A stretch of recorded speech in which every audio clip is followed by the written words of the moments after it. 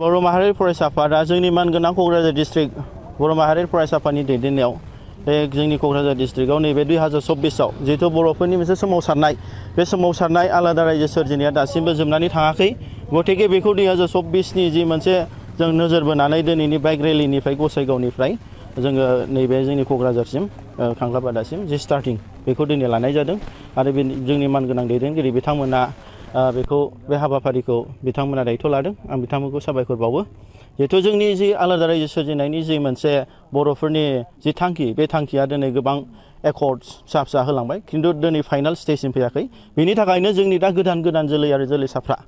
बिथांमोना भारतनि संबिधान भारतनि जारिमिन आरो भारतनि आयेनखौ मिथिनानै दिनै बिथांमोना बारसोमदों गतिके जोंनि आलादा रायजो सोरजिनायनि जिहेतु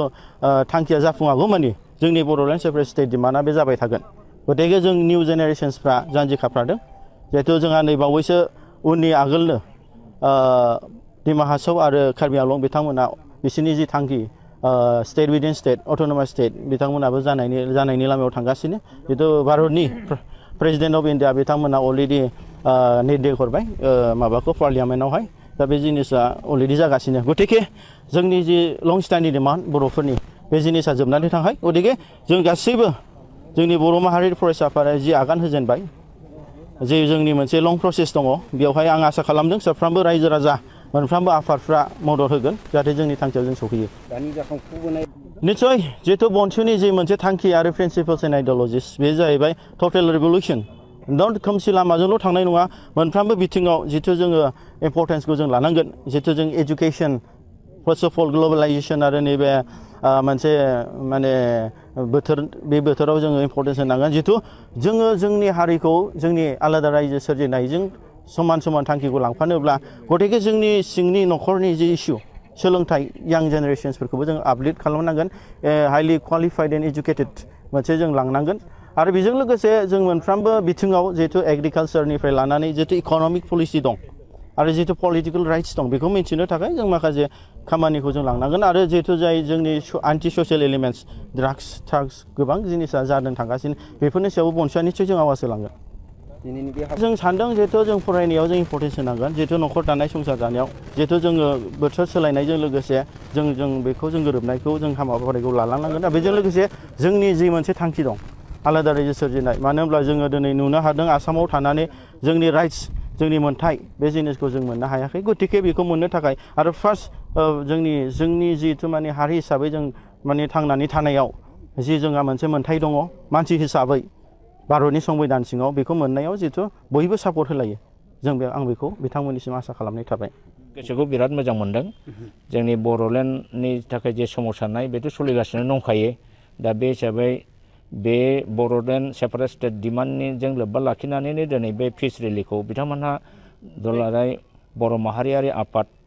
फरायसा आफाद बनसुआ जेखौ अर्गानाइज खालामदों बेवहाय आलासि हिसाबै लेंहरनायाव जों नुजाफैदों आरो फ्लेग अफ इतिमध्य खालामखांबाय बेवहाय नुजानानै बिथांमोनखौ इन्सपिरेसन होनो मोननानै जोबोद गोजोननाय मोनदों बेवहाय जोंहा गोबां सिनियर दैदेनगिरि बिथांमोन दं बिथांमोनहा दिनै जयै फैजोबनो बेवहाय गोसो गुदुङै दा मिजिंथियो बेबायदिनो बनसुनि आन्दाराव बनसुनि दैदेननायाव बड'लेण्ड सेपारेट स्टेट मुभमेन्ट निस्सय इयुनाव जरदारै जागोन आरो जोङो निस्सय बड'फा उपेन्द्रनाथ ब्रह्मनि जे थांखिमोन बे थांखियाव जोङो सौहैनो हागोन दिनै कार्बि आंलं आरो डिमा हासावखौ मिनि स्टेट खालामनायनि अलरेडि प्रप'जाल प्रेसिडेन्टनिफ्राय अर्डार हरबाय थिग जोंना एसे उन जानानै थालांथ'बाय बिथांमोनजों समान स्टेजाव जों थांनो हायाखै दा जों मिजिंथियो बेबायदि माखासे सोमावसारनाय प्रग्राम लानायनि दारै जोंनाबो सेपारेट स्टेटफोरा मोनाब्लाबो अन्तत' मिनि स्टेट लाइनाव जोङो मोनहैनो हायोबाबो जों गोजोनगोन जों बेखौ आसा खालामदों बिथांनि एसे बुंनाय बाथ्रा बेयो नाटकथ' नङा बे रियेलि सैथोआ ओंखारबाय दा बे जिनिसा आगोलावनो जोङो रायखौ मोननांगौमोन आरो बिथांनि सार्टिफिकेटआ अलरेडि केन्सेल जानांगौमोन नाथाय जों बेखौ बुंनांगोन जे बर' हारिनि सायाव जेब्लाबो असमिया सरकारा नासयो नबसरनियाखौ बिथांमोनहा जोबोद प्रटेक्सन होनानै माने बिसारनि खामानिखौ बहुद लिंगार खालामदों लिंगार खालामै दिनैबो डाइरेक्ट अर्डार होआलासिनो इनडाइरेक्ट अर्डार बिथांमोनहा होबोदों दा दिनै जोबथारनायाव उफाय गैया खिन्थु बिसोरनि लामाया थुंगेफैबाय मारै थुंगेफैखो जे हाइकर्टआ अर्डार होदोंमोन जे नबसरनियाया बे सार्टिफिकेटखौ मोननाय जग्यता दंना गैया whether he belongs to Boro Kosari or not. Boro Kosari हिसाबै जिहेतुके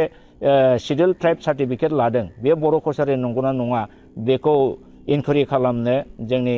स्टेट लेभेल स्क्रुटिनि कमिटिनो होदोंमोन स्टेट लेभेल स्क्रुटिनि कमिटि बेजों लोगोसे CID डिपार्टमेन्ट ज' जानानै अलरेडि गोबां पर्यायनि इनभेस्टिगेसन जाबाय बेवहाय मोनजोबबाय जे नबसरनियाया बर' कसारि नङा बिथांमोननि जोलैनि गुदिफ्रा गासिबो सरू कस दास देखा बेबायदि टाइटेल लिरजोबनाय खुनु पर्दायै बर' कसारि माने केटेगरियाव गोलैया दा बेखौ अन दा basis of CID report and